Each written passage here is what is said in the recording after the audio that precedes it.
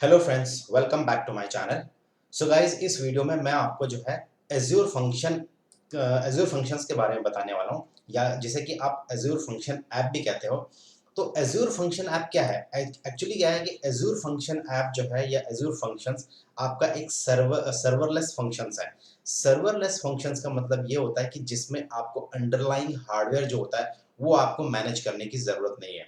Azure functions जो है वो आपका एक पैस का कंपोनेंट है, पैस रिसोर्स है। ये पैस कैटेगरी में आता है, आस कैटेगरी में नहीं आता है। ओके, तो अभी फंक्शंस का मतलब क्या है? देखो, यहाँ पर माइक्रोसॉफ्ट के डॉक्यूमेंट में लिखा हुआ है कि Azure function is a serverless solution that allows you to write less code, maintain less infrastructure and save on cost. मतलब मेरा कहने का मतलब ये है कि एज्योर फंक्शंस आपके ऐसे सिनेरियो में काम आता है। अभी अभी लेट से आप कोई वेब एप्लीकेशन बिल्ड करते हो, राइट?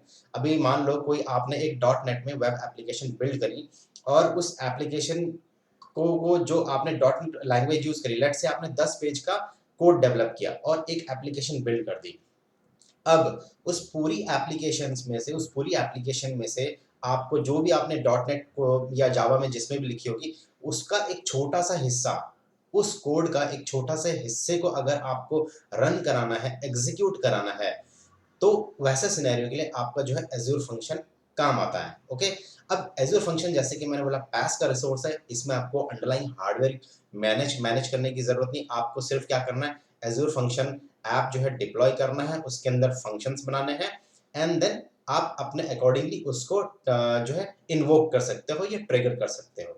ओके, दूसरा मैं आपको थोड़ा और समझाने की कोशिश करता हूँ एज्योर फंक्शंस क्या होता है।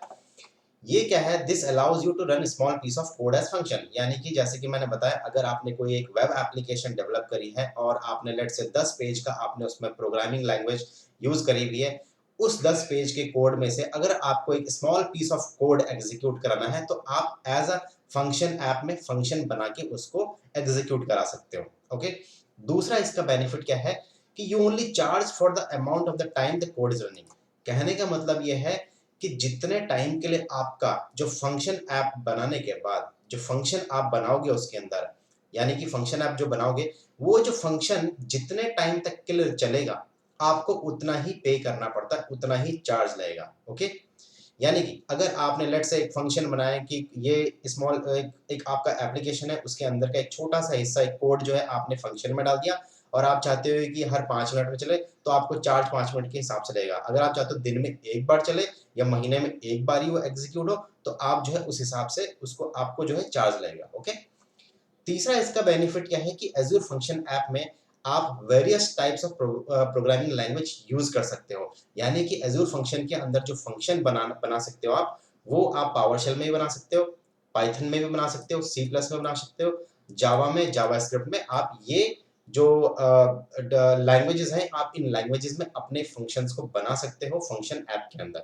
ओके, लास्ट है, this is a serverless function. मतलब मैंने कि जैसे बता दिया आपको कि ये इसके लिए आपको अंडरलाइंग हार्डवेयर मैनेज करने की, इंफ्रास्ट्रक्चर मैनेज करने की आपको जरूरत नहीं है। ये एक पैस का रिसोर्स है। Okay, platform as a service का रिसोर्स है। ओके, अब फंक्शंस जो है, इसमें आपके इन्वोक जो मेथड होते हैं वो आपके, ये एक तो आता है आपका HTTP ट्रिगर, यानी कि URL बेस पे आप जो है फंक्शन को ट्रिगर कर सकते हो। दूसरा आता है टाइमर ट्रिगर। टाइमर ट्रिगर आपका होता है शेड्यूल बेस पे, कि आपको कैसे इसको रन कराना है फंक्शन को, हफ्ते में एक दिन कराना है, या एवरीडे कराना है, या हर घंटे में करना है, या फिर महीने में एक बार आपको वो फंक्शन एग्जीक्यूट कराना है या रन करना है। तो आप, कहने का मतलब है, टाइमर ट्रिगर में आप शेड्यूल कर सकते हो। दूसरा, ब्लॉब स्टोरेज से आप इसको फंक्शन को एग्जीक्यूट करा सकते हो, क्यू स्टोरेज से करा सकते हो, या इवेंट हब से करा सकते हो। ओके, अब इसका जो नेक्स्ट पॉइंट है वो है प्लान्स। प्लान्स इसके जो, जब आप फंक्शन ऐप डिप्लॉय करते हो अपने एज़्योर के एनवायरनमेंट में, तो आपको 3 ऑप्शंस देता है। पहला आता है आपका कंजम्पशन प्लान, जिसे कि हम डायनामिक भी कहते हैं। इसका मतलब ये होता है कि in this you only pay for the time the code is running. मतलब जितने टाइम के लिए कोड चलेगा उतना ही आपको पे करना होगा। तो ये होता है कंजम्पशन प्लान। दूसरा आपका जो प्लान यूज होता है फंक्शन ऐप में, वो होता है app service plan. App service में क्या होता है, अभी लेट से आपने अगर मेरा ऐप सर्विस का वीडियोस देखे होंगे, तो वहां पर मैंने ऐप सर्विस प्लान एक्सप्लेन किया हुआ है। ओके, तो अगर आपके पास कोई ऑलरेडी एक ऐप सर्विस प्लान है, जो जिसमें फिलहाल एक ही वेब ऐप चल रहा है, और आप चाहते हो कॉस्ट सेविंग के पॉइंट ऑफ व्यू से कि यार मैं उसी ऐप सर्विस प्लान में अपना फंक्शन ऐप भी होस्ट करूं, तो आप उस ऐप सर्विस प्लान को यूज कर सकते हो फॉर दिस फंक्शन ऐप। यानी कि अब ऐसे सिनेरियो में क्या होगा कि आपके पास एक ऐप सर्विस प्लान है जिसमें आपका वेब ऐप भी चल रहा है और आपका फंक्शन ऐप भी चल रहा है। ओके, तो ये कॉस्ट सेविंग के पॉइंट ऑफ व्यू से आप ऐप सर्विस प्लान भी, एग्जिस्टिंग ऐप सर्विस प्लान है जो ज्यादा यूटिलाइज नहीं हो रहा है, आप उसको यूज कर सकते हो। ओके, तीसरा इसका जो है आता है प्रीमियम प्लान।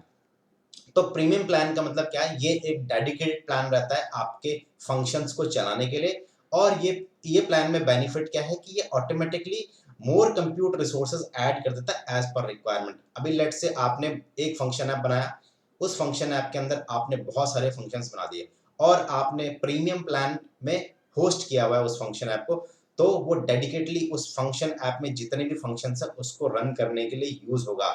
और उसमें बेनिफिट क्या है कि अगर लेट से आपके फंक्शंस जो है ज्यादा रिसोर्स यूज करना चाहते हैं, ज्यादा कंप्यूट रिसोर्स यूज करना चाहते हैं बैकएंड में, तो वो ऑटोमेटिकली ऐड करता जाएगा जब भी उसको जरूरत पड़ेगी। ओके, ये हो गया आपका एप्स एज़्योर फंक्शन ऐप। और उसके इन्वोक मेथड मैंने आपको बता दिए, प्लान्स मैंने आपको बता दिए। अब जो है वापस से डॉक्यूमेंटेशन में चलता है और यहाँ पर जो है इन्होंने कुछ सिनेरियोज दे रखे हैं कि कौन सा सिनेरियोज में आप यूज कर सकते हो। ये कुछ एग्जांपल्स दे रखे हैं, आप इसका माइक्रोसॉफ्ट का डॉक्यूमेंट में जाके पढ़ सकते हो, बट जो कंसेप्ट है वो मैंने आपको यहाँ पर समझाने की कोशिश कर रहा हूँ। इसका जो है लास्ट एक और पॉइंट है कि as you build your functions you have the following options and resource available. यानी कि जब आप फंक्शन ऐप बनाते हो तो इसमें क्या है, पहला option use your preferred language, मतलब आप अपनी प्रेफर्ड लैंग्वेज यूज कर सकते हो। जैसे कि मैंने आपको इस डॉक्यूमेंट में बताया कि यहाँ पर आप पाइथन में, पावरशेल में, सी हैश में, जावा स्क्रिप्ट में आप अपने फंक्शंस को बना सकते हो। दूसरा है ऑटोमेट डिप्लॉयमेंट, आप इसको ऑटोमेट भी कर सकते हो। अभी एग्जांपल बताऊं तो जैसे एज़्योर डेवऑप्स, अगर आप चाहते हो कि आपने एज़्योर डेवऑप्स में कोई एक पाइपलाइन बनाई जो आपके एज़्योर को कनेक्ट कर रही है और एज़्योर को कनेक्ट करके उस फंक्शन ऐप के अंदर एक फंक्शन बना रखा है, उस फंक्शन को एग्जीक्यूट करा रही है, तो ये हो गया आपका ऑटोमेट डिप्लॉयमेंट। ओके, तीसरा है आपका ट्रबल शूट अ फंक्शन। अभी लेट से आपने एक फंक्शन बनाया और किस एक फंक्शन ऐप के अंदर और वो फंक्शन नहीं चल रहा है, कुछ इश्यू हो रहा है, तो आप उसको मॉनिटरिंग इनेबल कर सकते हो ताकि आप ट्रबल शूट कर सको कि आपने जो फंक्शन बनाया था, चाहे वो किसी भी लैंग्वेज में बनाया है, वो क्यों नहीं चल रहा है, क्या प्रॉब्लम आ रही है, किधर स्टक हो रहा है वो। ओके, और इसका लास्ट है flexible pricing option. Pricing option मैंने आपको बता दिया है कि आपको यहाँ पर 3 ऑप्शंस देते हैं। कंजम्पशन प्लान जो कि आपका डायनेमिक रहता है, मतलब जितना आपका कोड जितना टाइम तक के लिए चलेगा उतना ही यूज होगा। ऐप सर्विस प्लान मैंने आपको बता दिया कि आप सिर्फ वेब ऐप के लिए नहीं, आप फंक्शन ऐप के लिए भी ऐप सर्विस प्लान यूज कर सकते हो कॉस्ट सेविंग के पॉइंट ऑफ व्यू से। और तीसरा प्रीमियम प्लान जो कि डेडिकेटली इस फंक्शन ऐप के फंक्शंस को चलाने के लिए होगा। ओके, तो ये था फंक्शन ऐप का ओवरव्यू। अब मैं आपको एक इसका एग्जांपल दे देता हूँ, एक यूज केस देता हूँ ताकि आपको इजीली समझ में आ जाए कि फंक्शन ऐप एग्जैक्टली है क्या। तो यहाँ पर मैंने एक डायग्राम बना रखा है।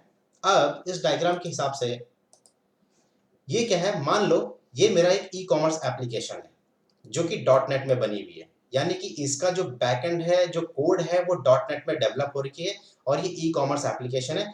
इस ई कॉमर्स एप्लीकेशन में बहुत सारे मॉड्यूल्स है।